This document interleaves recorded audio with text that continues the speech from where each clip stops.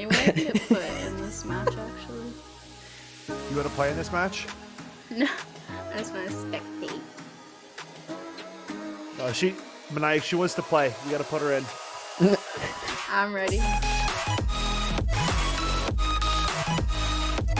It's Cat 888. I think I had you out of this.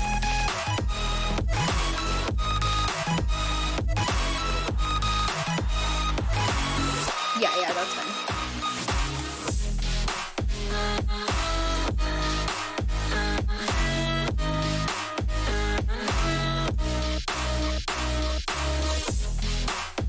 Alright, kids, what have we got? This.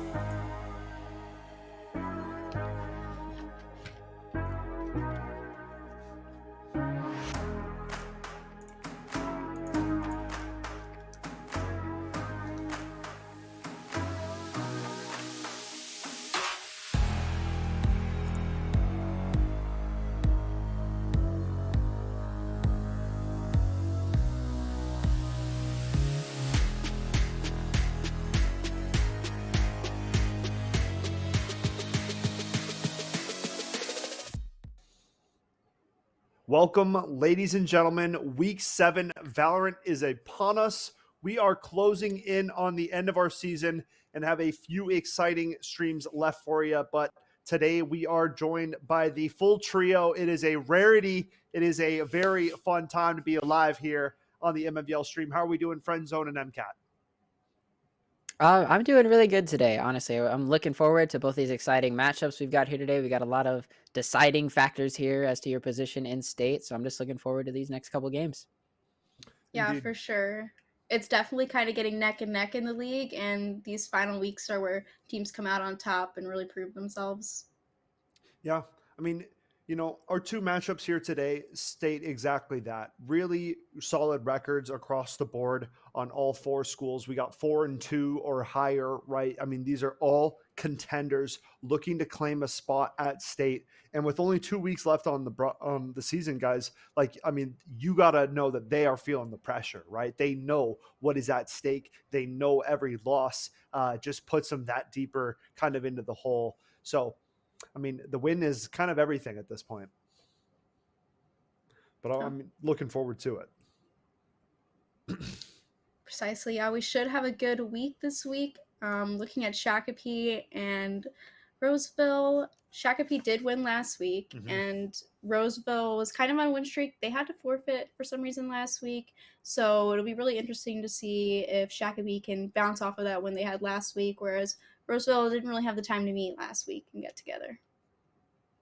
Friendzone, I want to talk to you real quick before we get things underway. A little bird has told me that we are headed to a new map, Haven, one that we haven't seen on the Mnvl stream in quite some time. So what are some things that you want to kind of highlight going into a map like Haven? I want to highlight the excitement of not seeing Icebox or Ascent. Those maps are so tiresome to watch because with those, we keep talking about it every time they're on. There's comfortability associated with both those maps. There's only really a few agents you can really pick there. But with a map like Haven, those three sites, attacking and defending, is really going to be kind of just a team effort. This is where, you can really split up your attack a lot. You can also kind of fake rotates on defensive side, even on attacking side too. This is a really good way to kind of catch teams off guard. Yeah. No, I mean, Haven brings a lot to the table, right? It feels like one of the more attack-sided maps in the pool. So we'll have to see what both these squads can kind of do. I mean, it feels like defense is kind of the comfortable side that a lot of teams like to start on, but Haven brings a unique perspective in 3 sites being available to be attacked. So I think that can just in itself open up kind of the possibility of different agents to be brought out in today's matchup. So I'm really looking forward to how this agent select is going to play out. And I think that will kind of really show what these teams are looking for in terms of how they want to play. But other than that, yeah, I mean, sorry, MCAT, but oh no, you're fine. Shakopee, you said we saw them last week and they won. I mean, Silly Salamander is a player that I've given like warnings about before we get into the game, because it's like a graphic content warning. Like what you're about to see is, the everybody okay going into this matchup. There's going to be a couple rounds where Silly Salamander is going to bust out like a 4K or a potential ace. It just happens right once a game. I'm sure our man Friendzone here is quite used to seeing it. I mean, you've seen lots of Reyna and Jet play coming out of Salamander in the past. Yeah, and that's one of the things that I love to see. It's with Silly Salamander and it's with Jazz on another team. I forgot what the team was. I think it was Elk River, maybe. I think But you're both right. those two, I can both go those two back are and check for you. just the definition of why you don't peak Reyna one at a time. Blue Sky houses Blue Sky. the player Jazz. So, but yeah, you're right. I mean, Reyna, we've talked about it multiple times on the broadcast. One of our biggest tips to the Valorant noob: what can I do to get better? Don't peak Reyna one at a time. Go at Reyna together. You have to do it. It's otherwise. I mean, dude, you're playing right into what her character's designed for, those one-on-one gunfights, and she thrives in those scenarios. We've seen some of the best players take that over. So good luck with Agent Select, you too, and have some fun on Haven. Hopefully. We're getting there. Yes. It's going to be a good one, though. Yes. All right, here we go. Agent Select. Big How Haven. You feeling? I'm good. I'm excited to see a new map finally, because again, I've been getting really tired of Icebox and Ascent. It's just so right. Ugh. Yeah, I actually quite enjoy Haven, but what Skep was saying, definitely an attack-sided map. We see that Shakopee does have the attack first here. Sorry, I was just confirming. No, I think the sides are swapped. Sorry, Roseville. Yeah, it looks like Roseville's attacking first. And we got Silly Salamander hovering the Cypher. We've seen him play Cypher on Haven before, I feel like, right? I do believe so, yeah. Yeah, we've seen him play this Cypher on Haven. He knows what to do here. And, he's definitely got the mechanics that he needs, and now he has the utility to back that up and really hold down these sites from this attack-sided map. And this is the thing, though, with him playing Reyna mostly, and choosing Cypher as a defensive player, it kind of really feeds into being good at taking those one-on-one engagements. Mm-hmm. For sure, yeah. Looking at these team comps, I'm surprised they didn't opt for a Sova. Yeah, you would think the attacking team... It looks like they're playing kind of more defensively, honestly. I mean, they do have those two initiators there, and we'll just have to see what Brucey's going to do with Jet for this Roseville team here.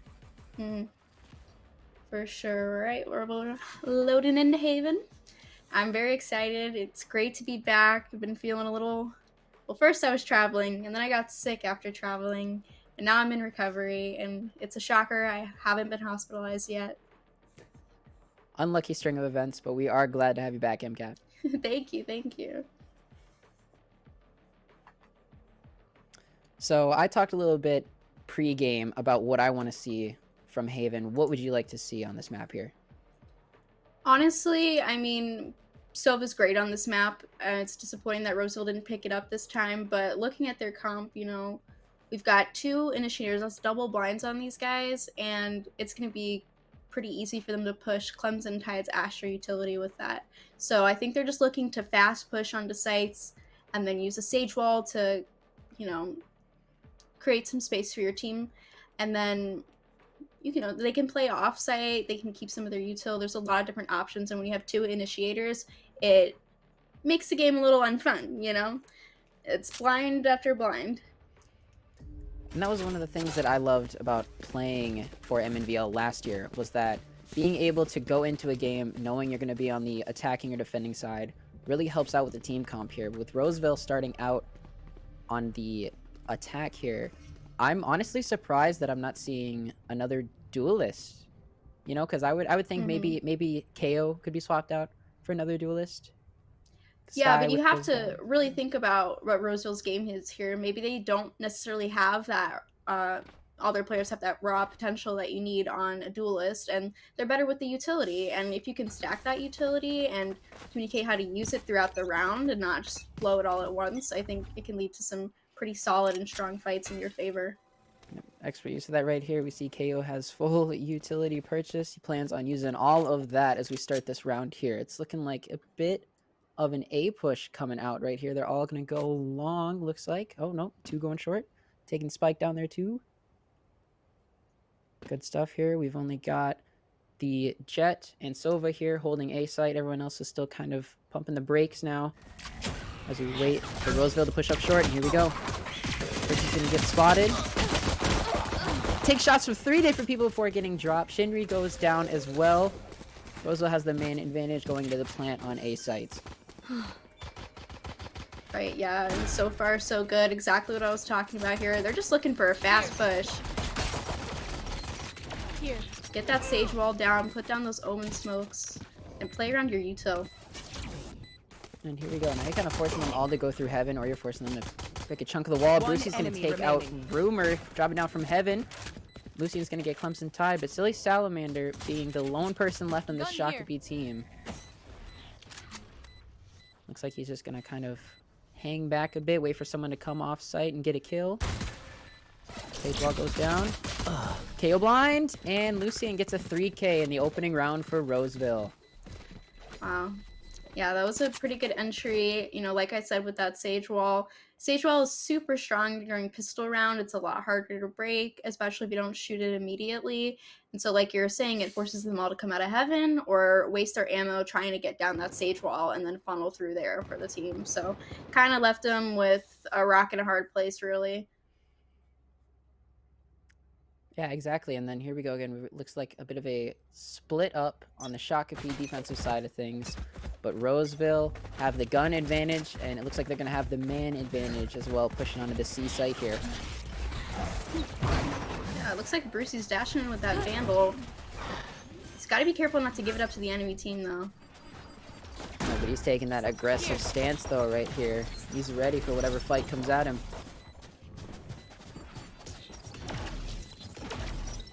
Spike Just is already playing around this wall. Oh, looks like Silly Salamander's in the back.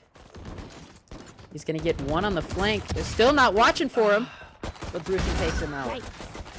Gets another one in garage as well into Clemson Tide. 2 coming from CT. Brucey's gonna get a 3rd. Canoe's gonna get one with the ghost, and Sage is gonna finish it off on a rumor path. A really good fight from Shakopee despite the gun advantage that Roseville had on them. Silly Salamander did his thing. His little Cypher thing was a little sneaky. Pulled up there and he got his one. Yeah.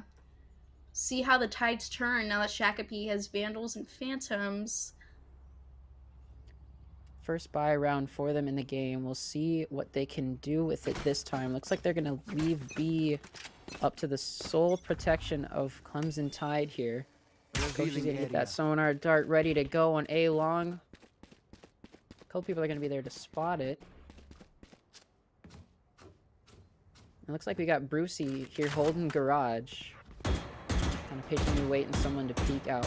Might know the KO's there, honestly. Pushes in, gets him, yep. Rumor path goes down. Cypher comes in through the window. But Brucey stops Salamander as well. Give him 2 for the round. Clemson Tide's gonna hold the door. Free spray is coming out. And Roseville knows that C is wide open as the plant goes down. Spike planted. At this point, Shakopee's just kind of reacting. It looks like Roseville's pushing them and getting punished for it. Shinri grabbing 3. Okay, here we go. Holding garage, gets 4. Low health. Pushes onto the Sage, who stops him. 2 on 1 in favor of Shakopee here. If they just stop this Sage, which they know is in garage, they can get onto site and start a defusal. Sage is gonna slow orb herself.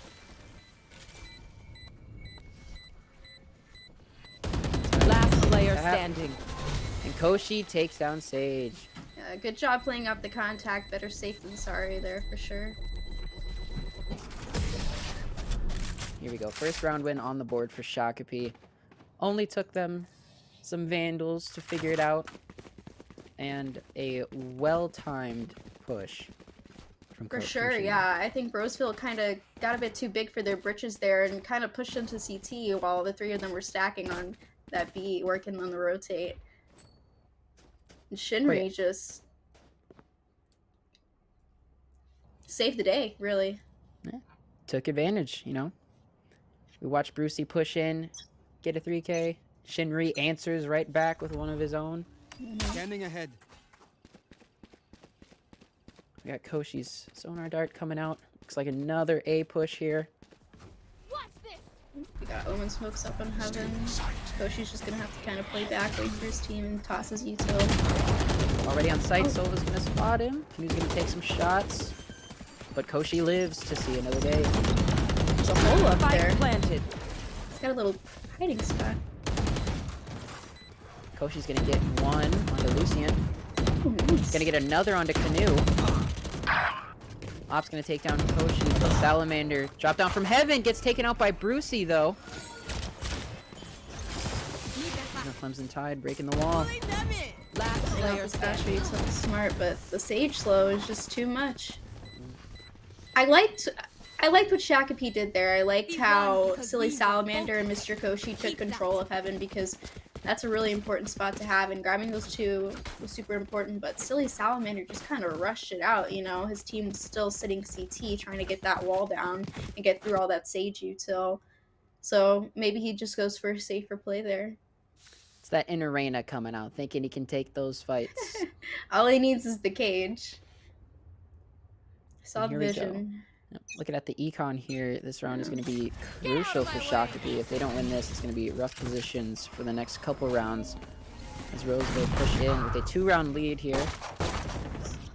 Rumor going to use the classic right click. Hope to take out the Jet. My goodness, what is this fight? Player standing. A dog fight. That's what it is. Oh my Spike goodness. planted. Classic right click's not working. Jet ult gets used. Shorty shots go out. And it's still not enough for either of them to get taken down. My goodness. We're not done yet, but soon at this Yeah, rate. it's not looking good. Shakopee's got guns now, but Roseville could definitely start affording some ops since Jet saved that last round, but it looks like she's opting for a Vandal. Especially considering they're on attack right now. Maybe not the best time, but Yeah, no. maybe not, you know. Defense you never for sure. know. Exactly, yeah. Defense is when we wait to bring out the demon. Shakopee looking for a crucial round win here going into this. I like what they're doing here. Trying to grab some picks mid. Now they can just kind of choose wherever they want to go. Lucian's gonna take one out on B and push into garage. Critical damage. Comes and Ties gonna take down Lucian, who's gonna get dropped right away by Brucey. Looks like a bit of a flank is gonna be coming through here. I can't use that. Rumor Path's gonna Spike get planted. Lucian. This is a good angle for Salamander here. Don't know he's there. Oh, but he's gonna miss the shots, and Op's gonna take him down. Rumor Path still stuck in garage. Still has 2 flashbangs, so we'll see what he does with them. I guess their only hope. And Trying to Blade retake as the well. site. He is half health, however, he's gonna take a little bit of damage, leaving him in an even worse position here. They might just Last decide to player save. standing. Oh, Brucey! Brucey on the flank is gonna knife Path and take down Koshi as well. Goodness. Wow, that was a smack in the face. Level heads until we're home, yes? Disrespect is unmatched, unrivaled. Not looking too good for Shakopee here. We got Brucey coming in with an absolute showing, and we've got Roseville with the best econ I think we've seen so far this season, honestly. They are just doing so well with buys. They're not taking any fights that they're not supposed to take. And it's leading to them coming out with guns in the end of every round. Yeah, for sure. They're just playing this really well, but Brucey's already 1 health, but he grabs Rumor Path. Being 1 health doesn't stop him at all. Salamander's gonna get 2. Cage triggered. Here comes the cage. These are these one-on-ones we know we can win at. He's gonna get Orion, but Canu's Take gonna flight. spot him. Almost goes down Spike planted. himself, but is the man for the job of stopping Salamander. Got the Last shit. player Stop pushing standing. it. No, but Brucey's just holding the side. Crosshair placement is Brucey's specialty right now, honestly. Yeah, and he's already got another ult. Brucey is killing it. Doing a great job at entering for his team. They're all playing off of their utility. I just wonder what Shakabee can do to, you know, kind of limit this. See, that's the thing here. I feel like Shakabee is doing not a good job of winning those gunfights. This is kind of the thing with Haven, is if you go down and you lose a gunfight, that lane is wide open for the enemy team to come and do anything they want. Right, right. Tide jump peeking. I said peekaboo.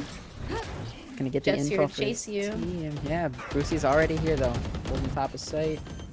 Like he always does. Canu's gonna get the plant going down. Spike And we're gonna have the planted. entirety of Shakabee here in CT. Looks like we're gonna get a good retake here. We got Astra ult being popped, as well as KO ult. Brucey's taking out Salamander though. Canu's gonna get one on the path. Koshi's gonna get Lucian and Canu though. Got Look Shots at that getting out. Astra util. one enemy Shinri remaining. gets one. Shinri gets two. 2.5 on one. Player standing. Oh! Orion closes it out for Roseville. My goodness, an impossible looking 3v1 there, but manages to take it. Man, that was close. Yeah, he had to get that one. That was a really important round for them. And look now, now they're just trying to force and fight for what they can. Here we go again, Shakabee in another one of those crucial need to win round scenarios. So I've talked a little bit about Roseville doing a really good job of winning their gunfights. What do you think Shakabee needs to do to start winning some rounds here? I don't know. I mean, I think they've kind of given up on taking those one-on-one gunfights before, you know, they're going to push onto the site. I think they're just trying to play off-site, get together, and then retake. But, I mean, oh. Koshi. Dropped early. Salamander's gonna stop Brucey. Here we go. Key player taken out. Canu goes down as well. This is Salamander's moment. Here we go. Drops the Sage. Drops Lucian. Knows exactly where Orion is. It gets the ace. 4 bullets is all he needs. Skep predicted it. He said it. I find Salamander them. I heard kill us them. talking, Simple as and that. he delivered, winning 5 gunfights in a round. Oh my goodness. Who is this man? Someone not to be trifled with is who this man is. Well, like I was saying, utility very important here. We saw, you know, the fight prior. That Asher utility did a really good job at clearing those people on site, using that ult to cut off that access from long, so they can't play back like that. It was just unfortunate that it didn't work out in the end for them. But something very similar to that, just using that Asher utility to retake. Shinri gonna get an opening kill here on the Canu. Everyone knows the A push is coming, but it looks like Roseville is gonna apply the bridge, take some steps back, maybe regroup, try another lane. Clemson Tide's gonna get double peeked here as Lucian pushes up into the B site with the rest of the team soon to follow. One enemy remaining. Turns his back to Silly Salamander, who gets dropped instantly by Op, leaving Koshi in a 1v3 Spike scenario. planted. Yeah, Clemson Tide got kind of caught out right in the open there. Got slightly pinched here, and the Sage Wall coming up, sealing the fate of Koshi. They know exactly where he is now. Not really time to rotate around to that other door. So it's just going to be a matter of clicking some heads.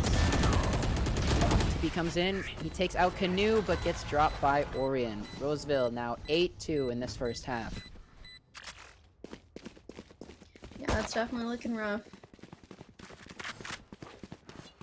See, here's the thing though. If we look at the KD, we've got Salamander coming in going 11 and 9 right now. Shinri doing 8 and 10, and the rest of the team, you know, Koshi's keeping up a bit, 6 and 9, but Rumor Path and Clemson got to start They're making some struggling. plays here. Just struggling a little, but you know, maybe defense will be more their thing. Whereas if you look at Roseville, yeah, the kills are kind of stacked in favor of Brucey.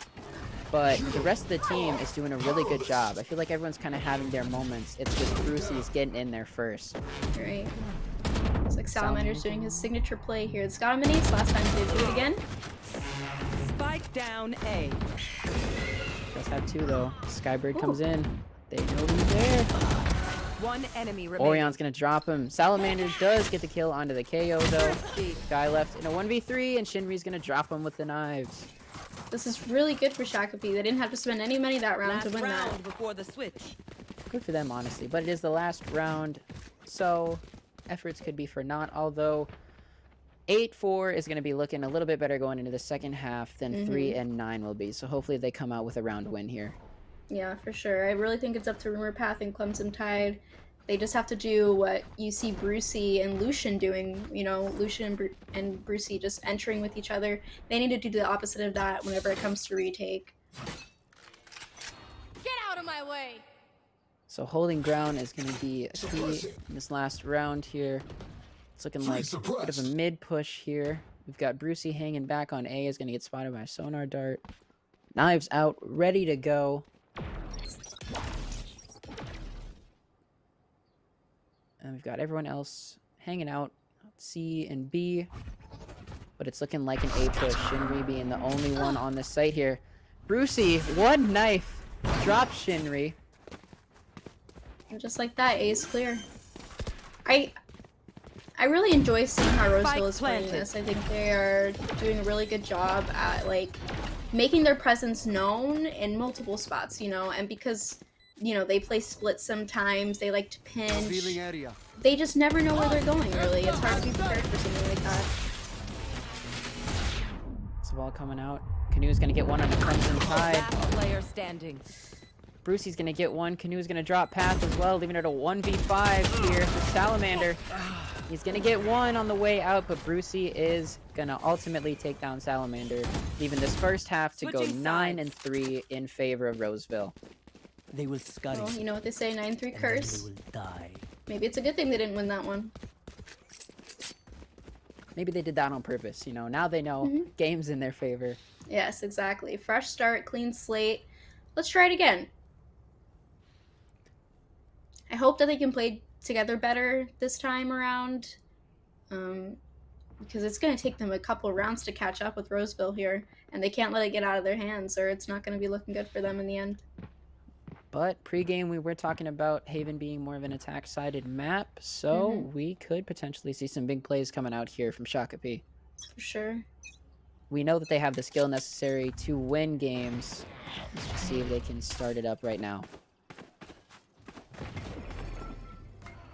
They're opting for this long play. KC push coming out. Brucey's gonna be there. Trade some shots with Shinri.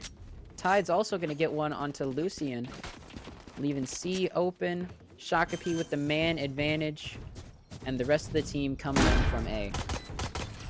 Yeah, that solo utility is extremely valuable when it comes to getting on a site like that. Salamander's Working up gonna long, it can be difficult to push, Last you know. player standing. For sure. Salamander's gonna get two in garage, but does get dropped by Canoe with the shorty. And here we go. 4v1 gets dropped by Rumor. Now the ball is starting to roll for Shaka P. Yeah, for sure.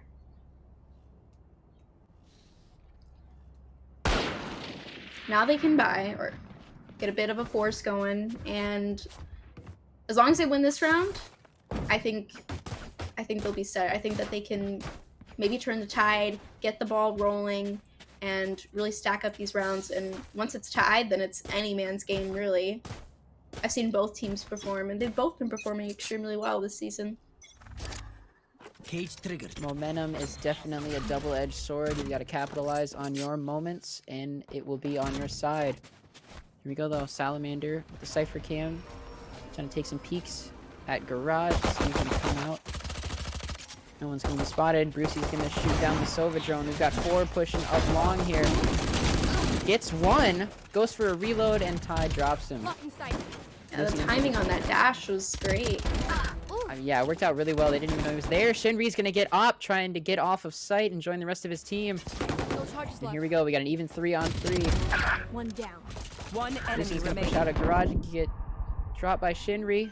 Path is going to take down Orion, and Tide's going to finish it off, getting Canoe. They must have heard us. They must have heard us. Clemson Tide and Rumor Path. They're getting it back. They're getting theirs. And yeah, I mean, you look at Roseville actually doesn't have the best buy here, really. Gotta wonder, is the Mnvl stream playing in the background of this game here? Because we're saying what these teams should do to start picking up some rounds, and they do it. So either we're prediction masters, or they just know when to turn it on. I'm actually a trained pet psychic, and I know these people aren't pets, but like it's close enough, so I think that's why we're so right. Yeah, you know, close enough, I would say. Skybird's gonna come out. Blind 3 on long. Canoe is gonna take down Salamander with the judge. Sage is following suit. Canoe with the jump peaks onto short. They know Koshi's there. It's just toying with him at this point. Yeah, but it looks like Shakapi's giving it up. Koshi's just here to grab him on the rotate. Gonna wait for Curiosity to kill the cat, but I think Lucian is sniffing him out. Throwing a flashbang at a garage. No one's gonna be taken by it. We got Shinri and Tide coming up through grass here. Let's see what Lucian can do. Spots Shinri. Knife goes out. Gets both Tide and Shinri. Koshi's gonna drop Op as well, though. So it's making an even 4-on-4 here. Shakapi not really knowing where to push. Orion's gonna take down Koshi. Path's just gonna say, you know what, guys? Let's not go A. Yeah, they kind of gave up on that garage push, you know, as soon as KO pulled that util.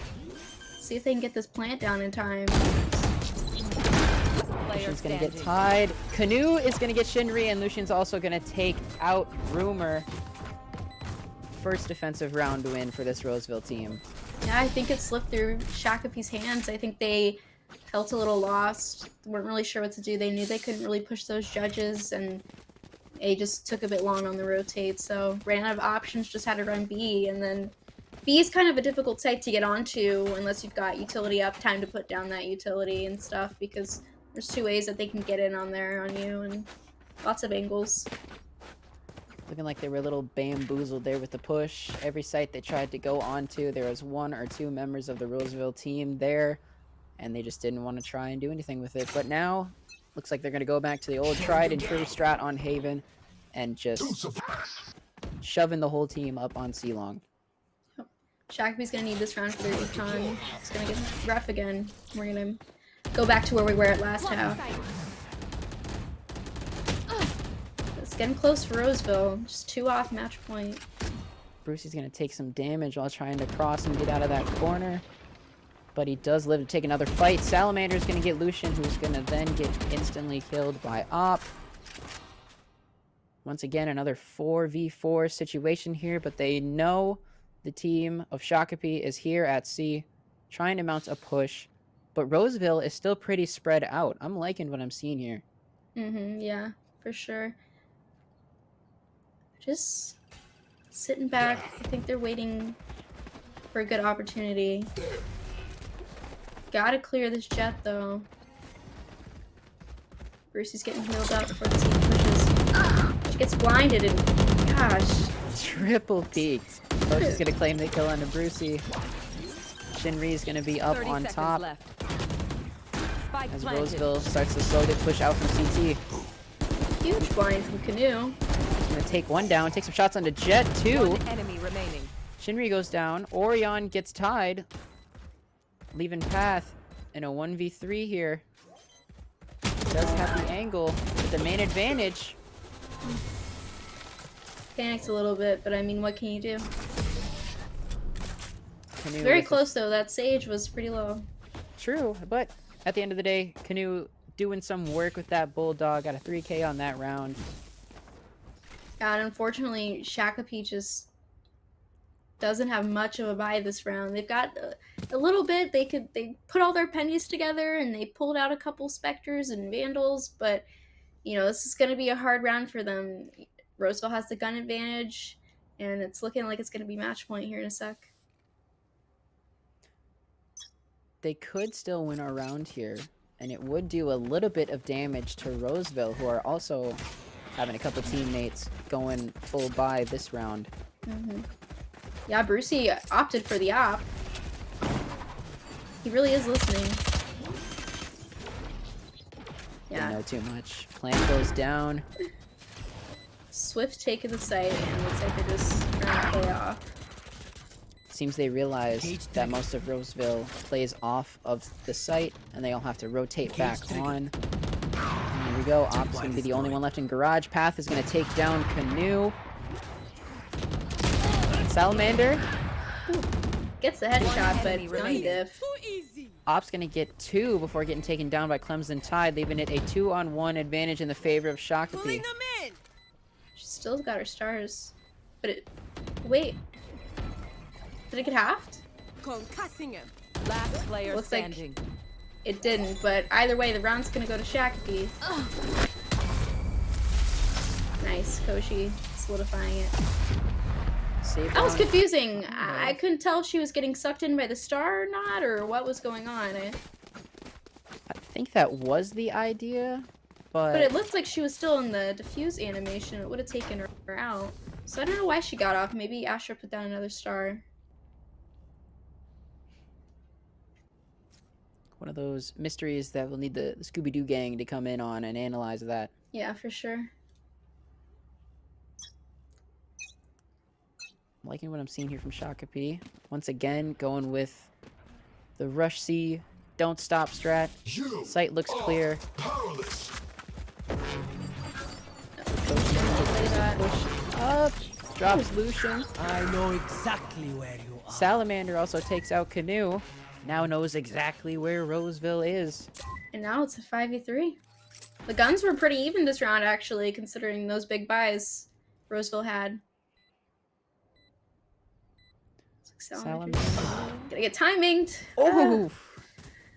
I'm sure that scared both of them. With no Valorant for the horror game. 3 are going to be sitting in garage. Orion's going to take out Koshi, do a little bit of damage to Shinri. He's going to ultimately get away, but gets shot from behind while trying to escape garage. Stinger is a menace. It's looking like it. Spray and pray could be the strategy here for Brucey. Doing what he can, but I have a feeling Roseville's not too worried about this. This is nothing. Last player standing.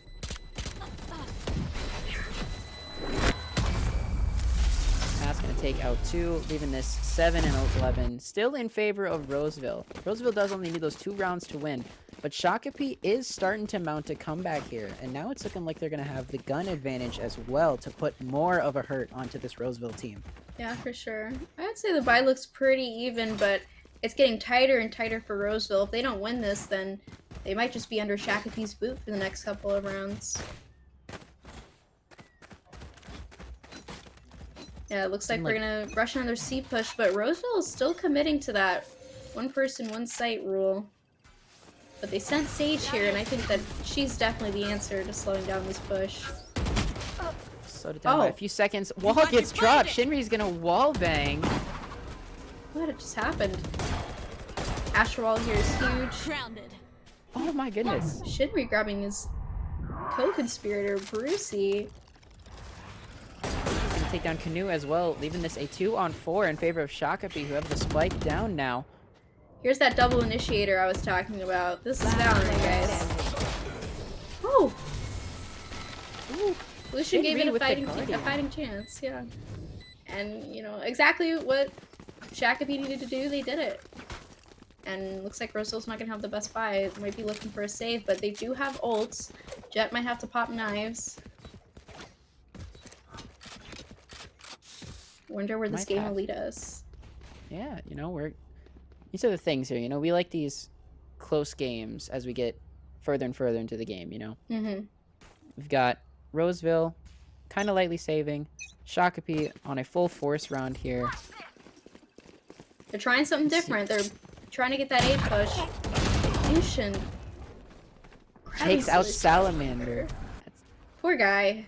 You know, he's just feeling silly. Key player for the team here is down and out. He gets blinded and Shinri jumps on his head. Oh my goodness. So she's gonna get Last Canoe. player Brucey standing. coming in on the flank Strike with the down knives. Wow, there it is. Match point. 3K. Roseville just needs one more Match round point. to take this game home. Sure. Yeah, I mean, it was a little disappointing seeing Shakopee, you know, not do what they've been so comfortable with doing, you know, pushing that C site, especially knowing that they had a gun advantage, but Lucian just opened it up with that first blood, and Brucey had those knives. He's doing amazing this series. Yep. And now we're gonna go back to the old C push method. Shakopee needs 4 rounds to make it go into overtime here. What do you think they need to do to take it to that point of this game? Well, first, win this round, which is going to be difficult seeing while the stage util's giving Roseville plenty of time to rotate. But it looks like Brucey's working up on a flank again. Looking like it, however, they're all just gonna walk right into him. Misses some shots on Salamander, but still takes him down in the end. 4 on 4, can take some damage, but trade some shots. Ooh, Gonna drop great. Shinri. Great angle from him. He did that with no hesitation. Gave him insane timing. It's a 3v4. All Shakopee has is Sova ult. If they can get that plant down, it might be winnable. Each little engagement that happens makes it look harder and harder for Shakopee to come back this round. Now, And Lucian everything is is not giving up this choke here. like, expert But coverage, 30 but seconds Koshi is left. gonna get him. Oh gosh. Here we go. This C gives is him open. access to CT now. His team falls suit. Astra's got util. He needs to think about repositioning soon. Playing for that Sova ult. Remember Path working his way in garage. He's gonna get a good timing. Grabbing Orion. Off is still here. I can't use it. Path a little low on health, but it's not gonna deter him. Op is alone in garage. Your duty is not Gonna over. grab the res.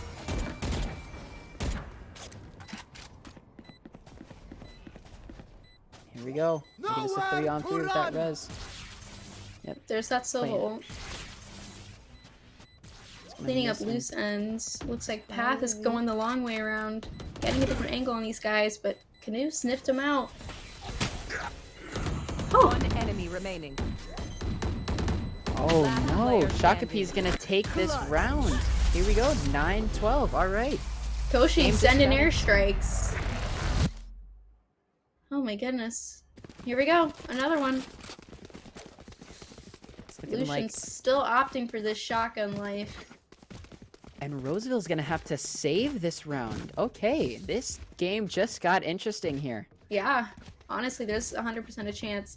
And it looks like they're defaulting to that C, and we see Silly Salamander. Looks like he's going to take his chances mid. We've seen what Shakopee can do when Roseville has to save, Mm-hmm. and they're gonna go with the same strategy of just pushing on to C. It's working out so well for them. Koshi's got the lineup ready. Breaking that sage wall. It's up to her to keep the site safe.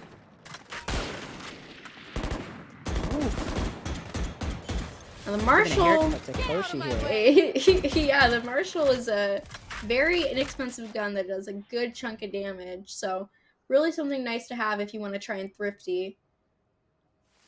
Especially holding down C long. Here's my thing. It looks like Roseville is slowly merging over to C. But Salamander's still here trying to catch people on rotation. But oh, look who's behind him. Grabs Dodge Brucey. and takes him down. Yep, here we go. Shinri on site with the knives as well, taking down Canoe. This Spike's Astra going. ult is Spike planted. super impressive. Really Salamander garage now. Comes through. Op's gonna be left in a 1v3 to win the game for Roseville. Stuck in garage once again. Deja vu? Yeah, it looks AOD like in we're the gonna on site. probably look for exits here. Not much you can do here as Sage. Shakabee's going to take this round, making it 10-12. And now they've got guns. So this could potentially be extremely dangerous for Roseville here. Oh yeah, and especially since Op lost that Vandal. You know, you really wanted to keep Activating that. kill mode. That's a joke. Kill mode Looks is like default. Brucey can afford an Op, however. So we'll see how that plays out. Shinri's... Yep, there's that Vandal. That's what I was looking for. I was like, I don't see knives. Not sure why we're opting. Oh, he's going for the Bucky again. Or the Shorty. Or the Vandal. Please stop playing with my feelings, Shinri. I don't like it. The back and forth giving the casters a bit of a loop here. Come on, Shinri. Hurting my feelings. Playing with my heart. There's that instant save ball again. Yep. C-Push is definitely being spotted by Roseville, and they're doing a really good job of slowing Shakopee down so they don't really get onto site that fast. And now we've got Brucey here with an op. This is kind of essential to holding C as a defending team.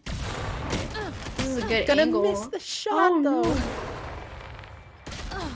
He's stuck, and Clemson Tide grabbing the headshot on him. Just wow is all I have to say, honestly. Notice how Salamander's always taking care of the points. One enemy remaining. He's gonna take 2 down before he gets dropped. Roseville has 1 man left standing to take on the Shakopee team, who has 4 left.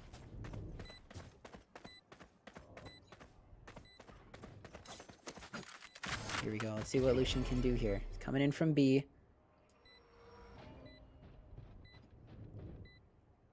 He's got Koshi hanging out in CT. He's gonna sneak through garage. Salamander's on Salamander's camera, though. not gonna see him. Lucian's not They gonna don't check see the each corner other! though. Oh my gosh! And now he knows to turn around, and Path is gonna take him down. The timing on that. 11-12. I think we might be looking at an overtime here. Oh, don't say that. No, that's a jinx. I don't know. Brucey had that hefty buy, and it's looking a little weak for Roseville. Ugh, gosh, I can't pronounce anything. It's looking a little weak for Roseville tonight. No, but they've got some guns, and they've got the skills needed to close out this game here. They just need one more round. They know they're gonna come C again. It's just a matter of holding it this time. Right, yeah. Cage To watch Salamander's play here, it's kind of nice. He's drawing the attention here, keeping them over at A for longer, but it looks like they're already rotating and not even bothering to flank anymore. Now Salamander pushing up. Could call out to his team right now. Hey guys, A's open. Sage is still sitting here though. Just in case. It's looking like a slow rotate off as well. Salamander. Here we go. Takes Ooh! down Op. hiding. Gets that early ult, that's good information for his team. They're all running A. Takes down Grabs Canoe as Canoe. well. Cage You are powerless. And here we go. Tide goes down with the plant. Spike planted. Brucey coming in through heaven. Got the 2 hanging out CT side. Spotted by Dart, he's gonna get ball ganked. Uh-oh. Here it is. 5v2 in favor of Shakopee. They need this round to take it into overtime. Last player standing. Salamander's going to be holding from down below, and he's going to take out 2. Shakopee is going to go into overtime, coming back from a 9-3 deficit. Switching sides. Crazy. Overtime. Wow. I didn't expect it to get here, but I mean, these teams both very solid, great in their own respective ways, and I think it's great to see this game play out. For the And folks at home, if you need snacks or a bathroom break, now is not the time. trust me, I know. Oh goodness. Alright, we got Shakopee on defense, Roseville on attack. We saw how this played out last time. Can Shakopee make the changes to hold down the fort? Here. It's really just a matter of winning these attacking rounds here. Mm-hmm. Looks like we're going to have the whole team coming up through mid. Going to take B for, I think, the first time this game, honestly. It's been a while since we've seen a B push here. Yeah. Push is going to go up top. Sage Wall comes down as well. We've got Koshi and Salamander on one side. Everyone else coming in from the other. Smokes are clear. Lucian's going to take down Salamander, but Koshi's going to drop him. Brucey gets one on the path. Spots another. Gets pushed from the left. Doesn't know where to look. Shinri's going to take him down. Op's going to make it a 1-3 man advantage for Roseville. It's a blind leading the blind here. Clemson Tide trying to get his best, but not much he can do there. Switching Yeah, sides. rushing a fast B push Match could be point. pretty lethal, especially for a team like Roseville's. You've got Skydog, you've got blinds, all of those are really effective in those close corners. You can just sage wall on one of the sides, Omen smoke the other, and you've pretty much locked down the site, and you just have to play your angles. Got Roseville here now on defense. Lucian opting for an Odin this round compared to his normal Bucky or Judge buy. This is going to be really good because they know that Shakopee is going to try and push C here. But Lucian's going to be there with that 100 rounds. Let's see what he can do with it. Yeah, Odin can be kind of lethal when everyone's walking down this lane. They just have to be careful about it and play off their utility here. But Lucian's already grabbed one. Get one. Two in Cubby. Is he going to peek again? He is. Going to take some shots, but everyone's going to be walking away. Now Shakopee has to switch over to something a bit uncomfortable for them. An A push. Worked out last time. First on the site, though. Gets dropped by Canoe. And there we go. Key player down. Bruce is going to take some shots. And there we go. Just like that. Roseville takes the game 14-12 in overtime. Wow. Well done by the Roseville team, honestly. Coming back from a 9-3 deficit. Roseville, I mean, yeah, no, what a game from both sides, right? I mean, a 9-3 first half coming out of a massive lead for Roseville, right? Shakopee down in the hole. Shakopee managing to pull things back, right? I mean, it looked so bad. They pushed it into OT, and a very shaky Roseville team able to manage and weather the storm and end up coming out on top. So overall, very well played, right? Hats off to Shakopee for even making it such a close game. Loved what I was seeing, though. I mean, you guys were in there. What were some of the big things that you think led to that Shakopee comeback in that second half? Definitely economy. I think they just grabbed the rounds that they needed, and it got tighter and tighter for Roseville. And I had a feeling that once we hit overtime, now that economy wasn't a factor, that Roseville was just going to be able to take over due to their success in the previous rounds. So I definitely think economy was a very big factor here. Yeah. No, I think you're right. Roseville able to come out on top. They now improve to 5-2, I believe, the record for that squad. So looking nice in terms of how things are headed in terms of state. Shakopee was a very, very good squad. We had our eyes peeled upon, and we knew what this team was capable of. So the fact that Roseville come out on top and they secure the W today is a big testament to what this team is capable of. And I think that some of the teams should kind of look out, right? This could be a contender moving in towards state, right? We got one more week of play left, but as for game number 1, that kind of comes to a close. Do you guys have any kind of closing thoughts before we wrap up on game number 1? Game might not be going in your favor. Honestly, you might be down those 6 rounds, but 9-3 curse can come back and get you into that overtime. For real, yeah, there's dude. definitely always a chance. And I mean, as long as we tell them to do the right thing, they'll do it. So it's really up to us who wins. Basically, that's what it seemed to be like. So many times I feel like, when the score was so bleak, the fact that Salamander pulls out that ace in the early game, I had a little bit of a chuckle to myself off screen. But other than that, folks, we have one more game up on the cards. It is North St. Paul taking on Hmong Prep when we come back. So don't go anywhere. Plenty more Valorant action coming up after the break. Let's go!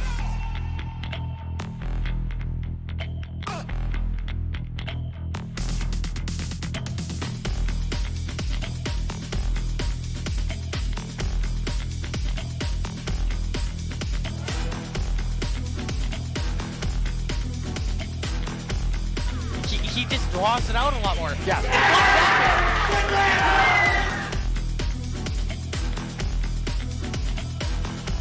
Rupture Panda throwing that now. Rupture Panda kicking off the Hodgepodge. It's Hodgepodge. Hodgepodge coming in with the firebomb. That's gonna do it.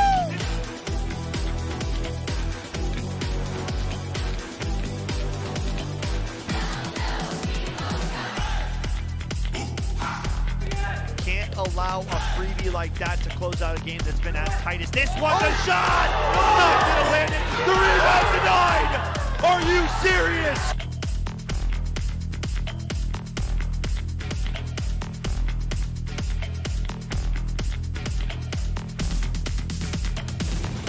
Don't tell me it's a third! Take on! What? What?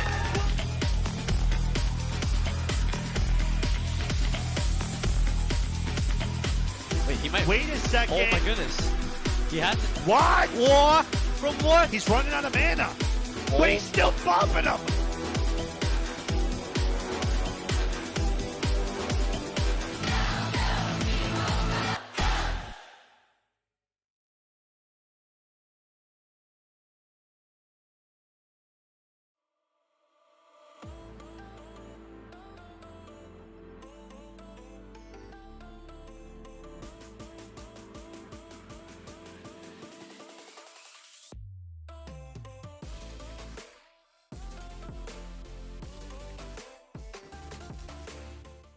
You know we get it poppin' like Demolishing immortals. No one should be allowed to do it. Alexis taking heads. Lined up here for Alexis. It's 3 kills. Sarah moving in. What a flick! Oh my god, Mel's doing it. 3 kills. Oh my goodness, are you kidding me, Mel? Noya just does it all. And I repost, and Noya just does it again.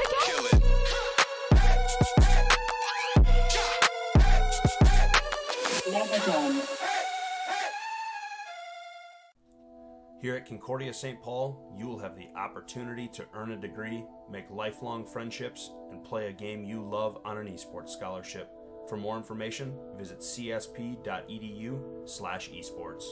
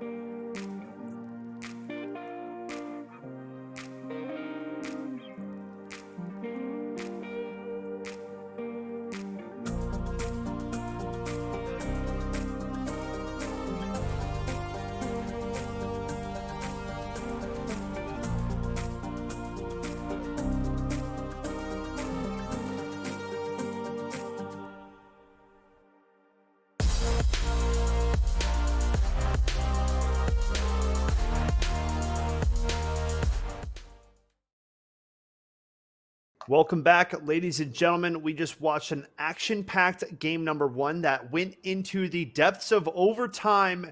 You two lucky ducks on the cast for that one. I mean, dude, I swear, when I take the bench, the OT games come flowing. I swear. It happens every time. So you know what? I'm doing the viewers a favor. You guys remember this. I sacrificed so that we could all have some action-packed games. No, I'm just playing. But other than that, guys, I mean, that was a super fun game number 1 to start out our night. Goes to overtime. The victory, however, heads over to Roseville. So, you know, we tip our hat. We say nice attempt, Shakopee, but in the end, they fall just a little bit short. And I mean, you know, it seems right that Roseville got it correct in the end, right? It just took them a little bit longer than they would have liked. Yeah, for sure. Yeah.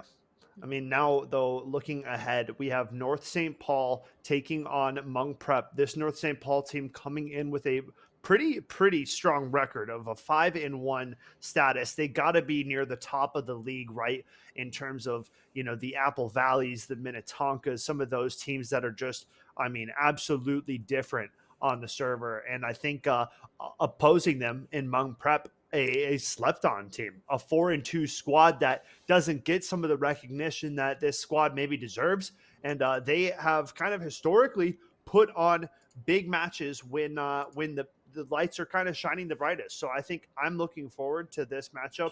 And I think some of the names over here on our rosters look quite familiar to me. So got to look out for some of these players. I mean, Kenjers, definitely a player that I recognize. I know Mihawk on Hmong Prep is very solid. So just a few for you guys right now. We'll save more of that knowledge for later. But you know, what are you guys looking for going to this matchup?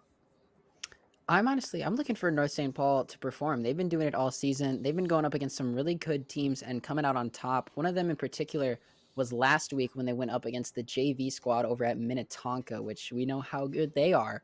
Mm-hmm. So for them to come out with a win against them is kind of really speaks to their skills. For sure. Yeah, no, Minnetonka on both ends, right? They are just a dominant school in terms of, you know, what they put up. I mean, this isn't gaming related, but they just won the state tournament in terms of hockey. So like as a school, we just know Minnetonka, what they are capable of.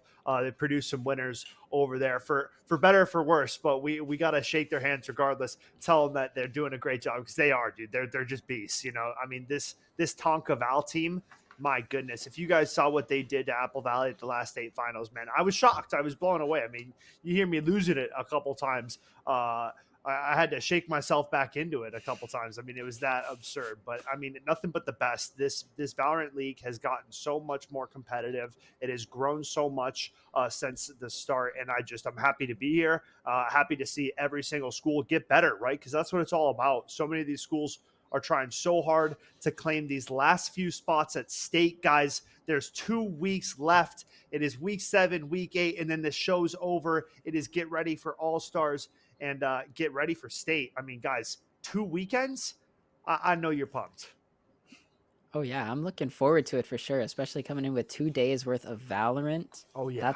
That's going to be a great time. I'm so excited.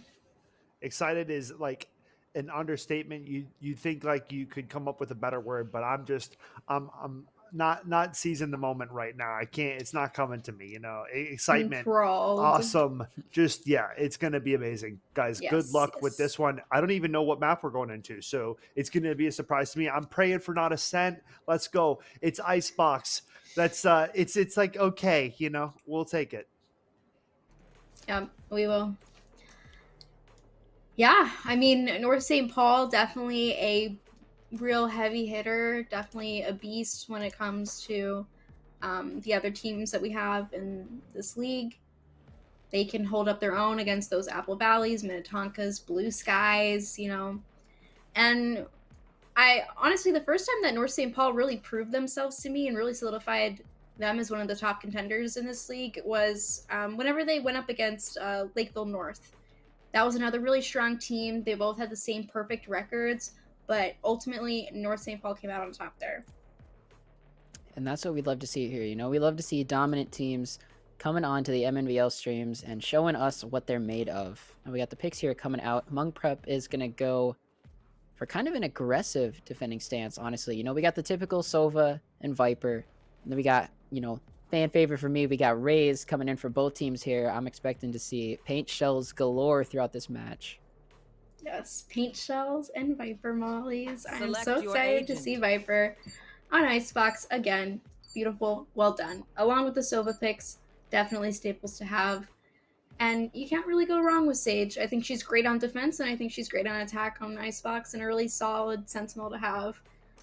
But I think it's interesting that North St. Paul doesn't have a Sentinel here. They're just going full attack and ready to run in and dominate Hmong Prep, it looks like. They want to put a hurt on this Hmong Prep team early on here.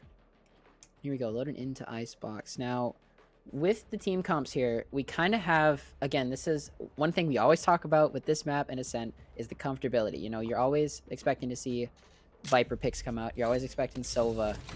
But the rest of this team comp here is kind of really unique to each of these teams' specialties and strengths. Right. Sorry, I had to clear my throat. Yeah, I'm very excited to see where this game goes. Both are really strong teams. I mean, if Hmong Prep wins this, I mean, this is just another thing, you know, getting more and more competitive, getting to that bottleneck right before state, and I mean, it'd be amazing. Crucial game here for both teams. If North St. Paul wins this, that's going to take them 6-1, putting them in at least the top 5. You know, we still got Minnetonka undefeated so far. We'll see after their game today where they stand compared to everyone else. But they are definitely a dominant force this season. Yeah, here we go. Looks like we're going to do a fast push on the A. I like that fake sound cue from Neon here. Drawing the attention as she works her way up. I'm loving the movement here we've seen already. Gemba's going to take down Rousey. Silent's going to be onto site already. One enemy. He's running circles around him. Well, oh my goodness. Gosh.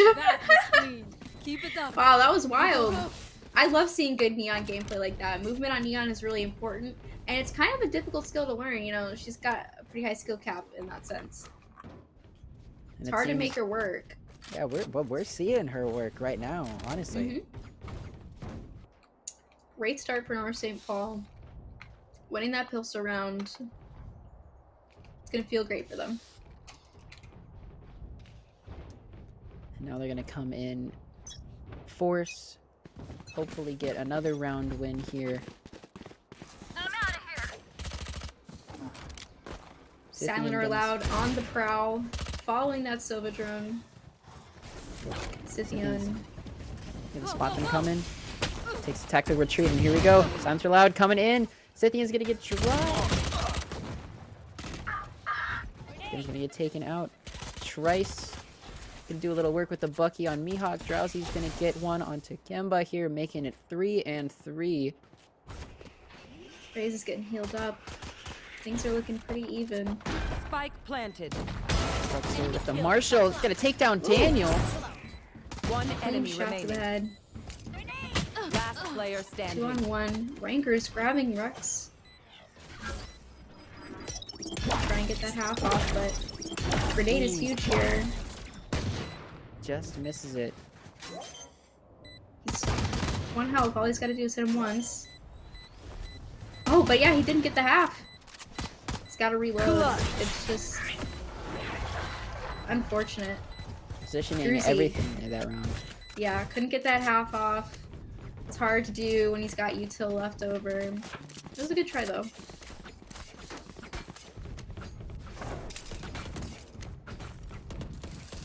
Oh, looking at the buy here.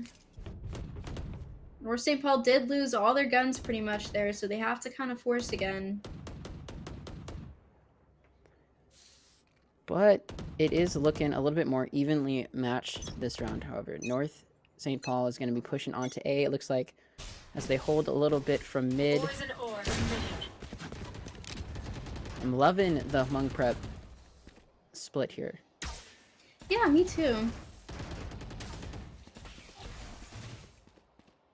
Like this attention that they're drawing mid. See what they can do with that. That Viper Smoke's pretty helpful too, but I think it's kind of a standstill, you know, like they're not gonna push you out of tunnel. to try and get that space mid and get that pick mid. Yeah, Looks we've like got they're playing tons. slow. Yeah. I'm like this. A lot of noise being made here. Loud doing a bit of a jump peek. As Trice goes up. So then Blast Packs take that higher path in here. Sheriff shots going out.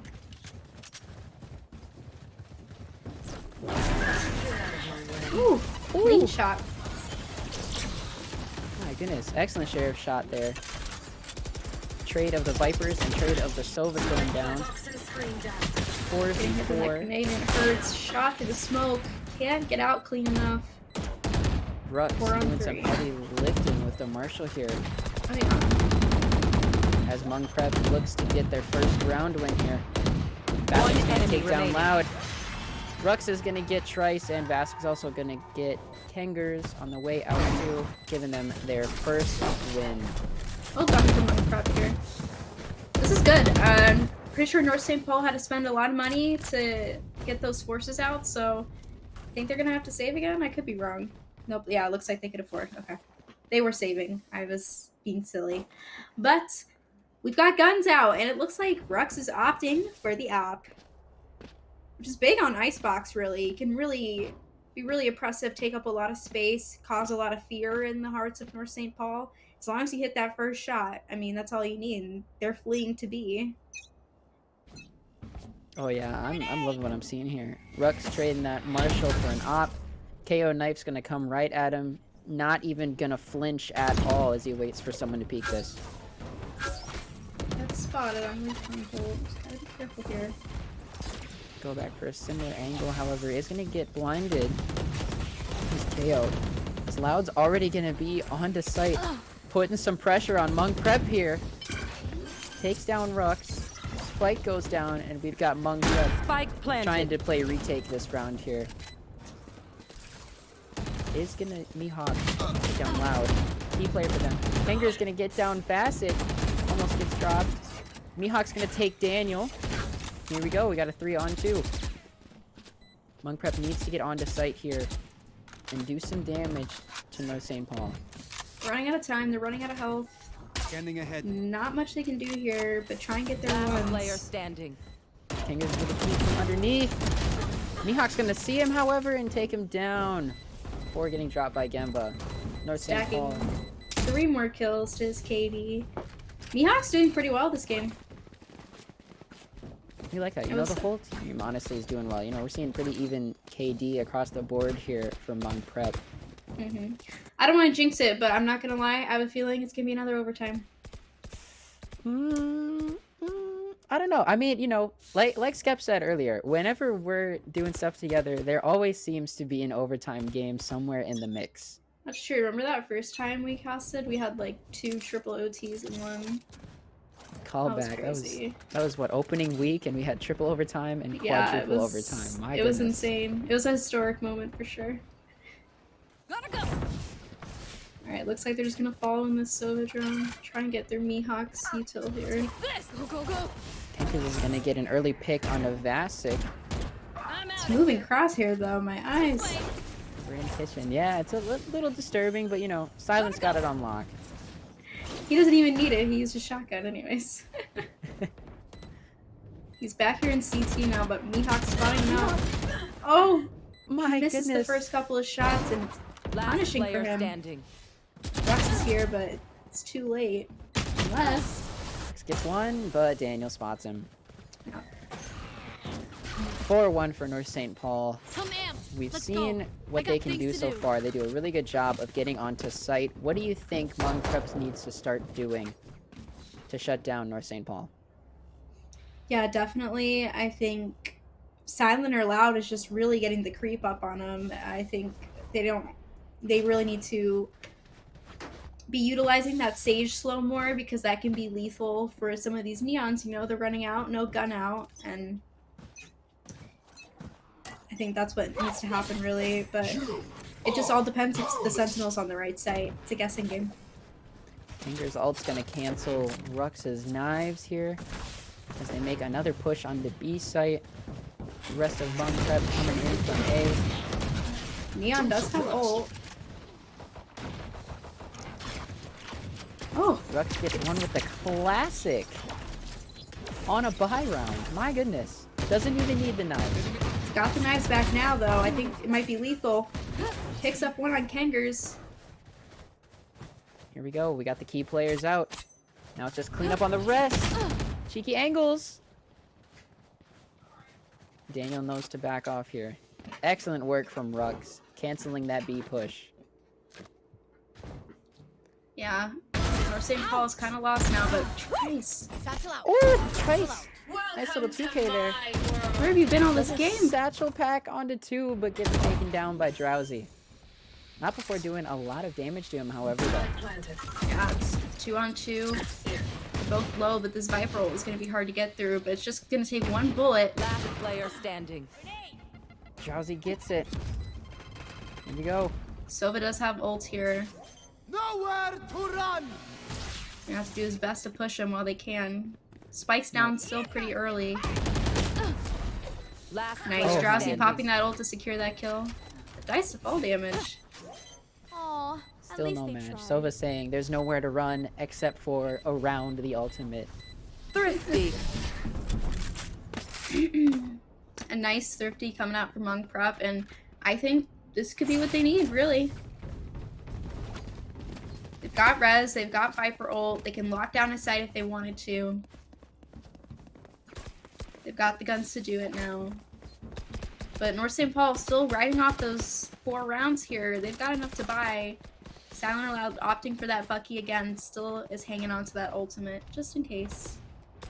Seems Rux prefers those marksman rifles here, coming in with the Marshall on the save rounds, now the Guardian on a buy, and if he can't afford it, loves to pick up the op. Yeah. Rux is gonna have to start being careful because they keep throwing the same knife and he needs to play around it. He's taken out of the fight pretty early. Nearly misses, but oh, he didn't see him. Dodged the showstopper, but Silent Aloud is going to take down Rux and then get taken down by Scythian. 4v4. Drowsy is going to take down Gemba, leaving it. 4v3. Spike Wall is really big here. But he's blinded. Mihawk gets the trade. 3 on 2. On prep. Player Potentially standing. doesn't see Mihawk sitting there. Wow. Yeah, Trice missed the ledge a little bit, unfortunately. Not sure if you can jump there without a satchel, but... Yeah, Hmong Prep's back in the game. You got Mihawk there showing off the exact reason you need to be checking all of your corners before you just push onto a site like that.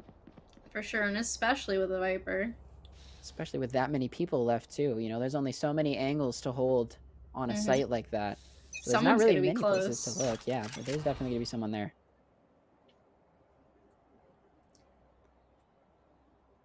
Got Mihawk and Drowsy here, holding off on North St. Paul B push. Hmong Prep's really- already on the rotate. But not gonna spot Drowsy sitting up top. This is a great spot for him. It's taken down by Kengers. Kankers catches him off guard a bit, Silent Aloud. I think they're thinking about coming over to A, but ooh, Rux grabbing him from a mile away. With the one tap. Uses everything like a marksman rifle. My goodness. All he's looking for is the head. Gonna have his abilities taken out. But Here we- Hmong Prep is holding it down. Now we're going to see the crucial stuff here from North St. Paul. They know that both sites are being locked down. So it's just a matter of trying to get something going through mid here and get onto a site. Rux is going to take some shots at Kengers, almost take him down. One more bullet would have done the trick. But now A is left open for North St. Paul to push onto. Yeah, I think Rux just got a little aggressive there, 30 you seconds know, left. especially with the numbers so close. Losing one could mean the game. Once again, someone hides under pipes. Gemba almost taken out. Spike planted. It's just Vasic. Mihawk. Last Two of player North St. standing. Paul's members are on really low health here. Trice is going to get 2, however, to close out the round. North St. Paul going into this half. What A must be done? 5-3 lead. It looks like Monk Prep going for a bit of a save, some forcing. Econ's looking a little rough. I think they're deciding what to do here and what the game plan really is going to be. But North St. Paul is just rolling in it. So this is what I like right here. You know, we've got Monk Prep doing a really good job of holding defense. You know, they've only won rounds on defusals, but North St. Paul is just doing an excellent job of wiping out Monk Prep. Every round that they've won so far has been based purely on kills and giving up that spike pressure, you know. Yeah, and it's definitely just the essence of the comp, you know. I think Neon keeps sneaking up on them, getting these crazy angles, and Race can follow in too. And here we go. Neon ult coming out. Gets dropped instantly by Vasic, though. Gemma's gonna get 2. Okay. Monk Prep looking a little worse for wear right now in the defense. Kangaroo's gonna get 1 as well. Viper and Sage here. Let's see what they can do. They're coming from both sides. Mihawk's gonna get dropped. Trice makes it. 2 kills on the round for him. Some big shells are being thrown. Say something? Sorry. Trice is really performing, and honestly, a player I wasn't really looking at initially in the beginning, but I've seen him secure a bunch of these rounds for them, and I think he's doing a good job. Of course, yeah, you know, Silent or Loud doing a really good job of getting onto site first, kind of clearing it out for everyone else to really come on and start working their magic. You know, Kangaroo's doing a great job of holding angles. You've got Trice kind of lurking around the site a little bit, being able to move. Looks like they're opting for an A push this time. Rux does have an op, but he's not on the right site right now. Be interesting to see how they rotate and respond to this fast A push. Could still work in his favor though. If Monk Prep is able to shut down North, Rux could catch some people on the rotate here. But it's looking like they're just gonna have sight. Silent or Loud gonna stun themselves, but still get a kill somehow. Spike planted. Dana's gonna take down Mihawk. Trice is gonna drop Vasic. And now North St. Paul have a 2-man advantage. Make that a 1-man advantage. This is gonna take down Trice. Push it in, trying to get the aggressive, help his teammate out. He's running out of options. He's got an op. He's gonna do his best to walk out of here with it.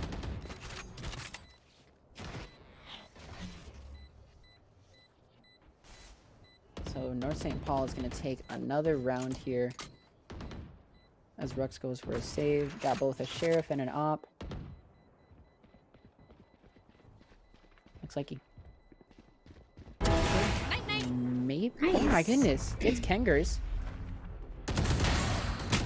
Nice! It's Daniel too! Oh my goodness! It's Gemma! What just happened? That just put a lot of money in his pocket. Oh my goodness. North is Regardless gonna of win the round. loss, that's really, really good for Monk Prep. Adding more to their reserves, and it looks like we're getting a better buy this round for sure. That's a confidence booster right there for Rux. Odds stacked against him tenfold, but still comes out on top. Poison orb emitting. I'm just gonna throw out some Viper util here in mid. Looking like a bit of a speed push here. Scythian's gonna be there to hopefully catch someone coming through. Hoping they don't check the corners. Kangers is gonna push out and take down Scythian. Rux with the op. Here we go. Gets taken down by Trice, however. North St. Paul now have B semi-wide open. Only have to worry about 2 coming in from Snowman. 1 from Kitchen. Spike planted. It's just a matter of holding the spike now. Trice is gonna get another one onto Vasic. Silent's gonna get Drowsy. Mihawk's the last alive. Does take down Silent. Classic comes out, but Gemba capitalizes on the kill. Yeah, things are looking a little weak for Monk Prep, unfortunately. Last round before swap, though. It'd be great if they could pick up another round, but hey, it could be another 9-3 curse. Let's just say that. Here we go, though. Honestly, this is where strategy really comes out to play. You know, you kind of got Monk Prep going on bit of a save here. North St. Paul's got 4 ults. All of which they're going to be looking to use here since it's last round before swap. If Hmong Prep can manage to hold North St. Paul here, it's going to be really good, but the odds are stacked in favor of him. Exactly. Kangaroo's going to take down one. Ooh, nice little Trice last pack ready. of Trice. Welcome to my world. Take some tap shots. Rux is going to get 2. And just like that, we got a 3-on-3, but Rux makes it a 3-on-2, taking down Trice with a knife. Kangaroo drops Rux, however. 1 enemy remaining. 2-on-2. 1 enemy Make remaining. that a down. 1-on-1. Here we go. Nullifying the Viper roll is huge here. Scythian wins this round. Could turn the tide of the game. Definitely make his team feel good. Rangers doesn't see him, Oh! close. Almost catches Kangaroo's off guard. Just misses those crucial shots there. Switching sides. And here we go. Second half starting. North St. Paul up 9-3. But now we've got Hmong Prep on the attack. Time to see what they can do. Yeah, for sure. Mihawk is definitely very confident on the Viper. He knows what to do on her on this map. And I think he's going to do a good job at cutting up the site, getting the plant down. You know, you have your Sage wall, and so I think it's going to be about post-plant, throwing paint shells, throwing Viper mollies, Sage slows, Sova darts, like the list goes on. And North St. Paul does have that attack-heavy team comp here. So they could be looking at maybe playing retake more than trying to hold a site. Right, they don't have that Sentinel. Yeah, it looks like it's a hard A push. Rux drawing first blood here. Early pick to open up the round in favor of Hmong Prep. Bassett's gonna put the wall up. Drowsy's gonna get one onto Trice. Call that a raise diff right there. Dano's gonna spot a couple people but get dropped by the enemy Sova. And here we go. Silent pushing onto the site. It's 2-on-5 in favor of Hmong Prep. A decently spread out attacking team here. Not much I think that North St. Paul can really do here. The Sage Wall Viper combo is pretty difficult to push, and especially on pistol round. Fingers grabs one, but Salmon Lab caught on the dart. Oof. Luck's gonna get that easy shot there on the Silent. First round goes to Hmong Prep. Now they're gonna have some guns going into this next one here, making the attack a little bit easier for them. They're not Definitely out of this game yet. Yeah, a stronger start for Hmong Prep here. Looks like they're trying to go to that A push again, and it looks like they might just be stacking B here, taking their chances with the little guns they have. But as you see here on the scoreboard, Rux doing most of the heavy lifting here from Hmong Prep, going 17-9. Drowsy, the closest team member to him, only 7-9 here. But then again, we do have that 9-3 curse, so Hmong Prep could potentially come back. Oh my gosh, the satchels are nice. Drowsy knows what he's doing. In my dreams, that's the only place I can pull off those satchels. Right. I swear I try, I'll practice for hours and I can't do it. Just not quick enough. 5-on-5, Silent hops over the Sage wall just in time, but gets taken down, has a full team staring them in the face. Rux is going to take down Kengers as well. Trice is going to get Rux. It's 3-on-4 right now in favor of Hmong Prep.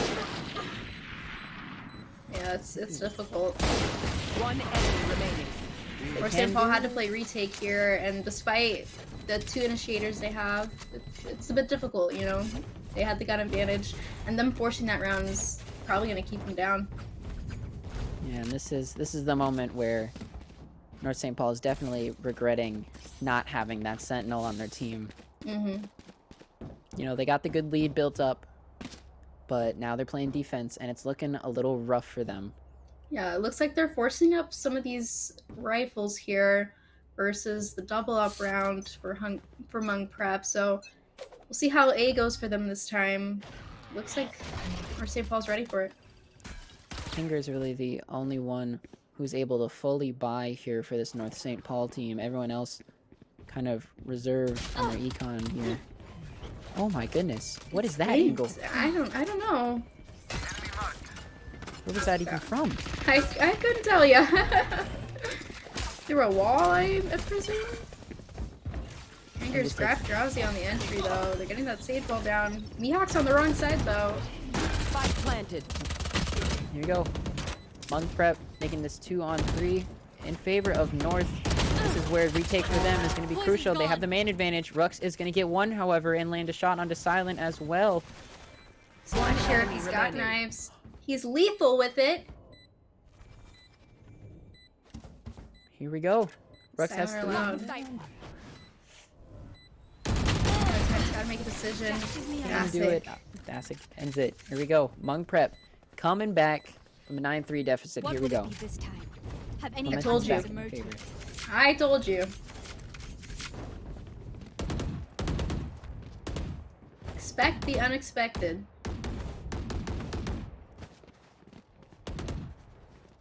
A seems to be working out for Monk Prep here, and it's like North St. Paul just can't quite get it. They're getting close, but Rux is a really, really key player to these guys, and while he's in the fight, it's going to be difficult.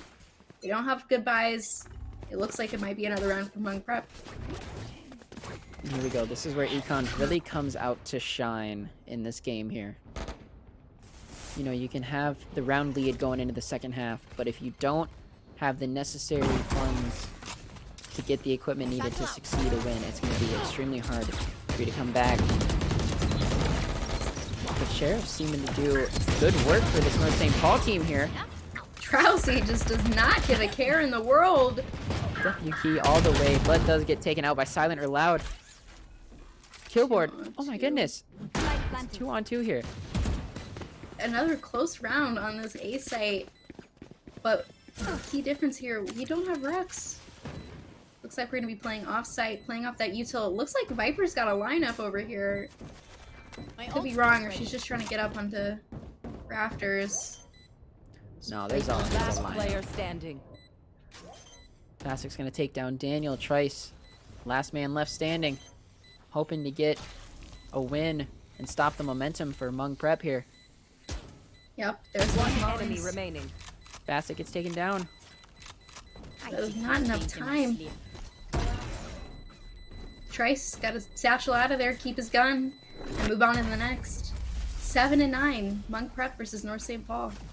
Good attempt there to try and stick it, but at the end of the day, this time is not on the favor of North St. Paul. And here we go. Monk Prep getting that momentum, mounting a comeback.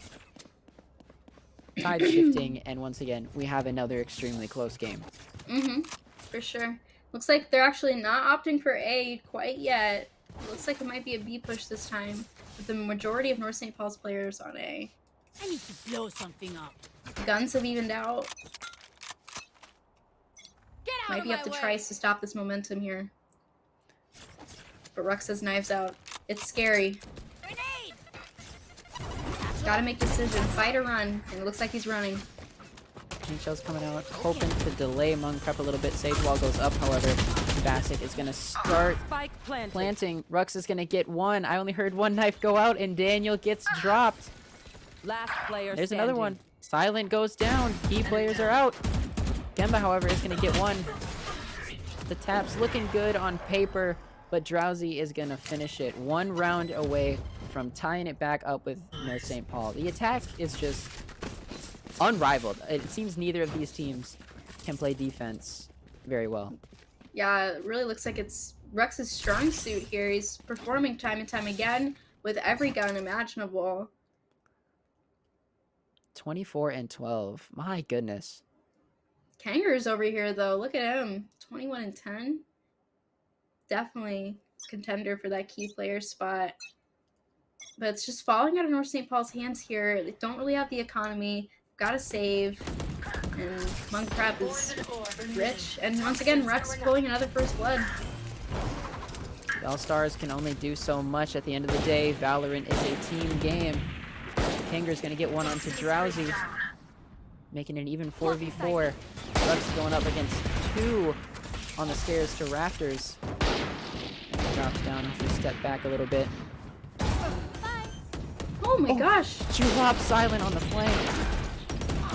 One enemy remaining. Gets the head angle and takes down Kangers as well for a 4K with Rux tying it up. Nines across the board. My goodness, Rux is on a rampage. He's just unstoppable. We gotta get Kangers in these guys still 1v1. I'm ready to see it. He's on a warpath. You said it earlier. Any gun you put in his hands, he performs with.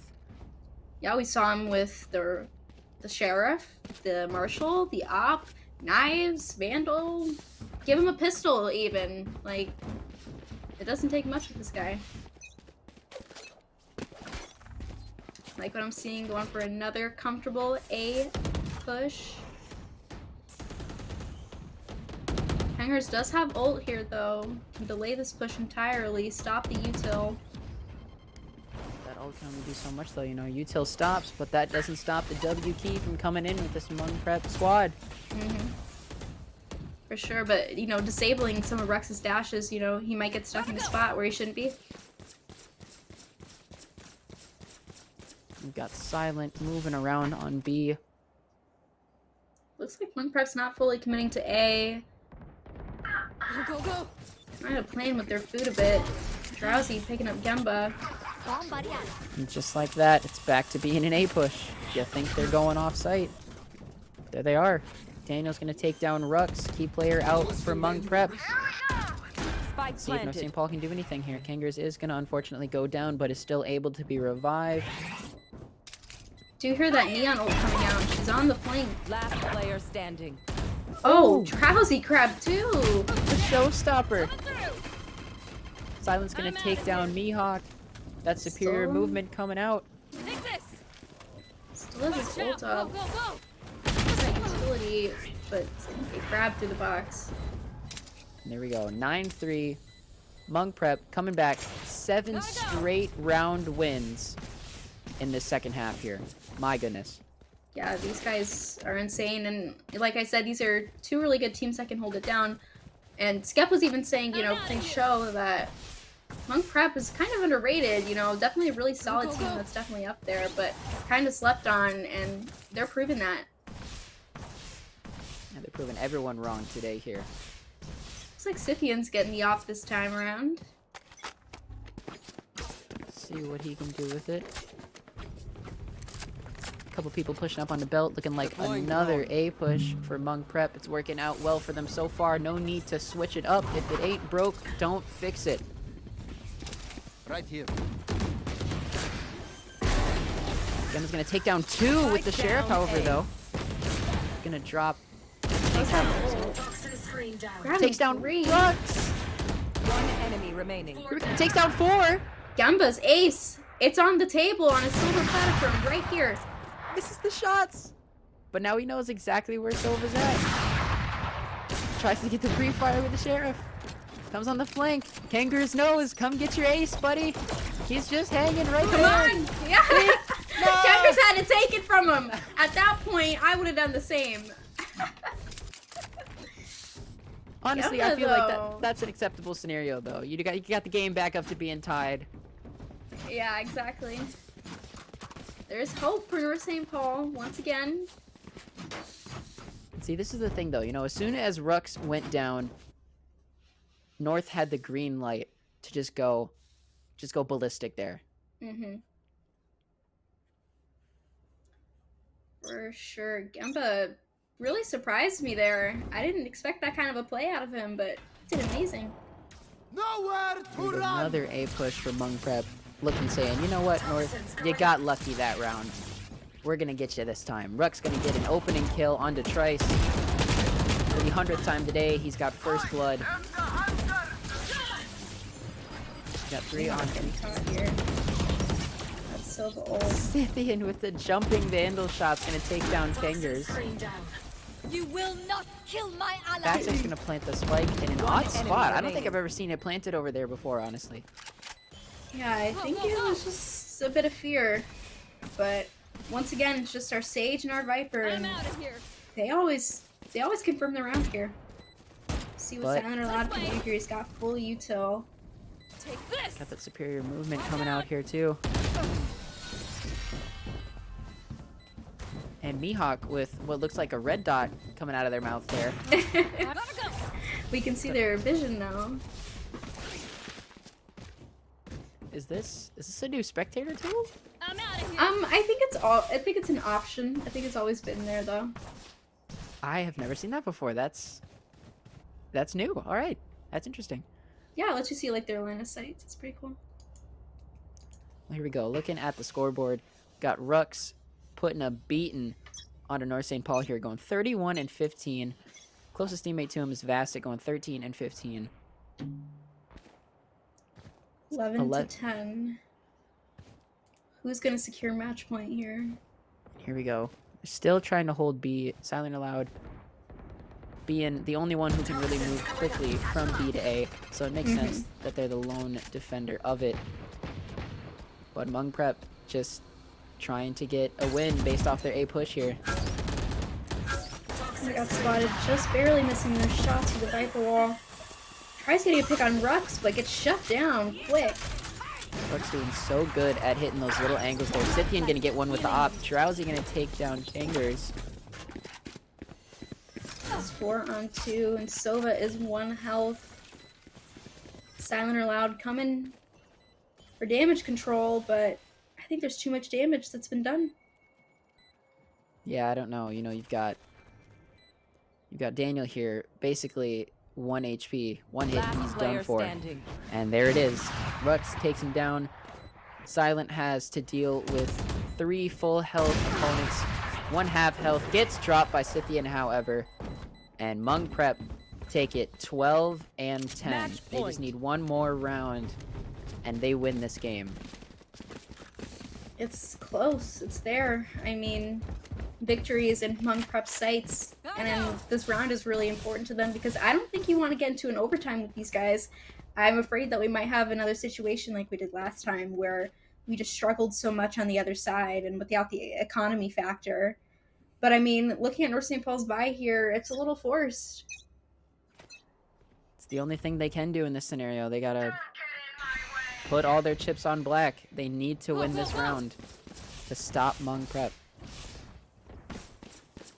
North St. Paul just went ahead and ulted A. Silent Loud ready for the rotation. Trying to grab some people mid. Grenade! Paint shells coming out. No one gonna be there to receive any damage from them though. Could potentially catch someone on the rotate. Gets a little flick. Misses Drowsy, however, though. Spike planted. And the spike goes down. Hmong Prep already has that man advantage thanks to Rux securing first bloods every single round. Grabbing that Viper, shutting down that Viper ult, securing A while they all thought they were going to go rotate B. It's rough. Yeah, on top of all that, yep, North down a man. Econ not in their favor. Rux working up mid now. Silent or Loud grabbing 2 though. Got his ult now. Might be a bit difficult. With Rux not there, Mihawk grabbing him. Headshot. Crossfire. 1 enemy remaining. There it is. And there we go. Attackers. A win for Hmong Prep. An impressive. Another game. 9-3 deficit. And you come back from that to win. My goodness. I mean, yeah, the stories write themselves, guys. Like, you know, it seems like we make it up. It seems like we kind of, you would think that we were out here scripting it in the back rooms. Hey, guys, you know what would be fun tonight? Like back-to-back 9-3, yeah? Yeah. No, it actually just happens right in front of us. I'm sitting here shaking my head. Oh, goodness. It's awesome. Don't get me wrong. The games are just super fun. The content is there, but my goodness, Hmong Prep come through in a massive win, and they improve to 5-2. And North St. Paul, they get their 2nd loss of the season. And overall, I'd say it's a job well done to both teams. But again, the curse of the 9-3, guys, it's real. Oy. It's what real. A game, though. It's scary. Yeah. And I predict it every time. What can I say? I know. Keep the 9-3 away from me, though. Please just slide it on to the next. Thank you very much. I'm not even going to look at it or address the 9-3. It is that haunting. Like, you know, my Double goodness. it and give it to the next person. We need a repellent or something after that, guys. Need to go. I don't even know what's going to be able to help us after that. But what a win. what a comeback for Monk Prep. I tried to give a little bit of credit, right? This is a team that has been showing signs of improvement, and that is just, a testament to them being able to stick in a tough game, right? 9-3 is not an easy comeback. Everybody knows it. We've been in 9-3 position. It sucks. You're like, wow, we just got smoked. We can't win any rounds. And then guess what? Pistol round and a couple rounds follow. It was an awesome comeback, and my hat's off to Monk Prep Academy. But you guys, how did it look in the cast? I mean, you guys were in there. What did you see really from North St. Paul that they were failing to kind of capitalize in that second half? I mean, I think it honestly just comes down to their team comp at the end of the day. They really wanted to win those attacking rounds, and they did, 9 attacking rounds in their favor. But not having a Sentinel on their team really did some damage. They only won a single round that second half. Yeah, we don't have to get into the finer details. No Sentinel on the box is a very tough map to defend. It's a very big map. Let's not kid ourselves. And no Sentinel to lock anything down is, leaves you kind of looking around like, hey, how did he get there? Or how did they get there? Everybody's looking around. It's the blame game and nobody wants to play that. But overall, Monk Prep come out with a major W, guys. We are going to take a quick break and try to get an interview lined up for you guys. So don't go anywhere. When we come back, hopefully, a player from the Monk Prep side lined up next. Let's go.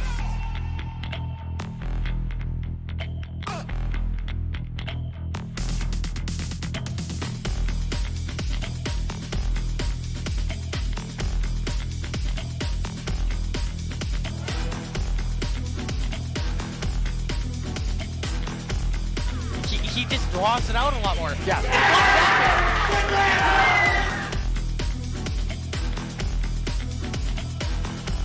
Rupture Panda throwing that now. Rupture Panda kicking off it's the Hodgepodge. It's Hodgepodge. Hodgepodge coming in with the hard. firebomb. That's gonna do it.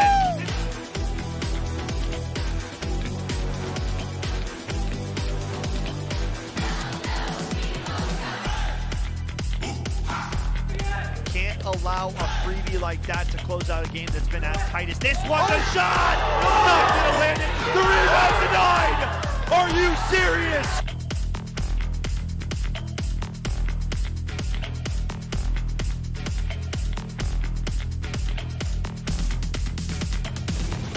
Don't tell me the third! Take what? What?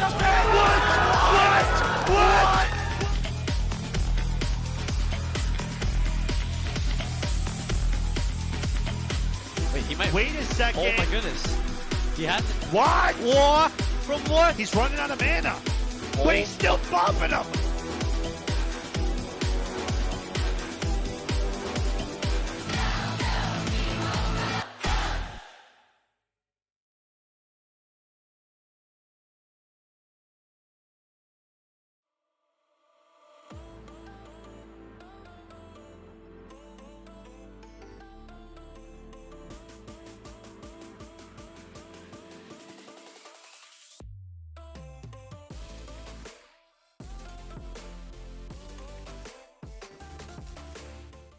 You know we get it poppin' like Demolishing immortals. No one should be allowed to do it. Alexis taking heads. Lined up here for Alexis. It's 3K. Sarah moving in. What a flick. Oh my god, that's doing it. 3 kills. My goodness, are you kidding me, man? Noya just does it all. Alaric Rose and Noya just does it again.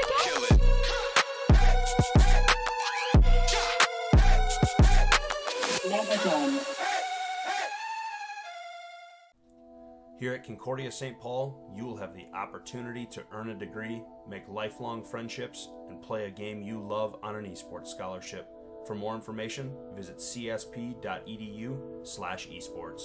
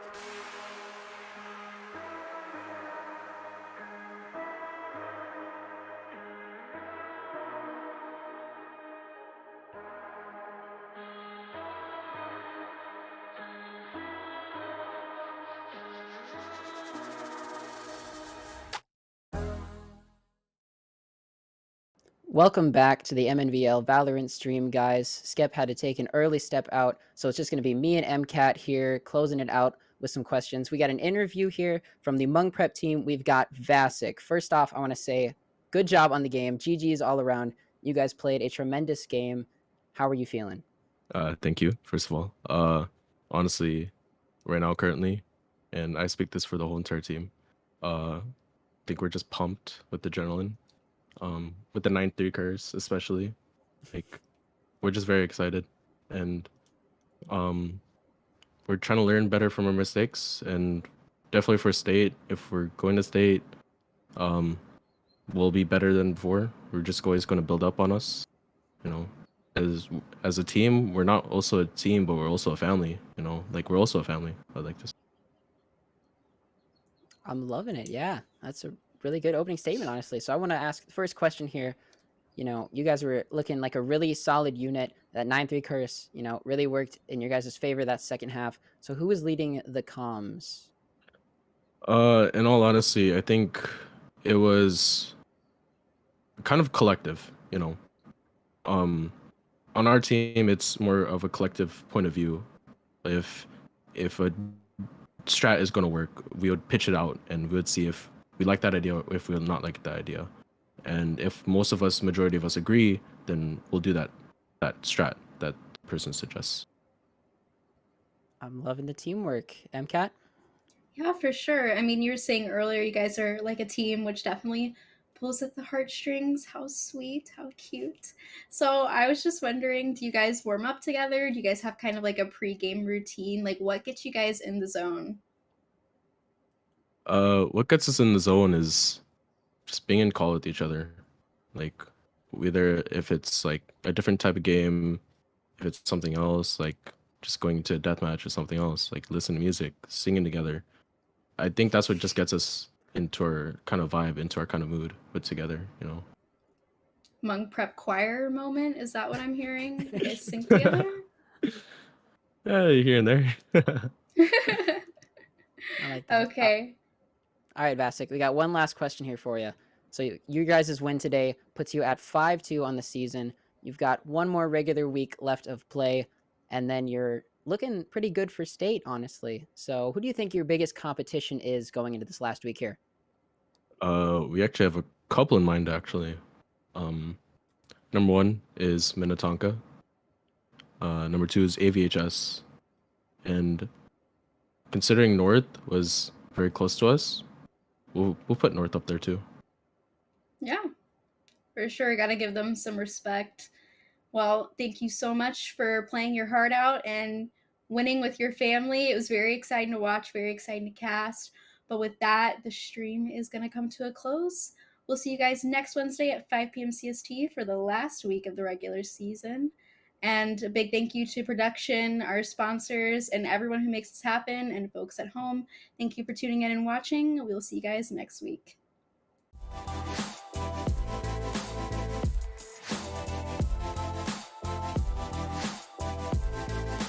Thank you. Thank you.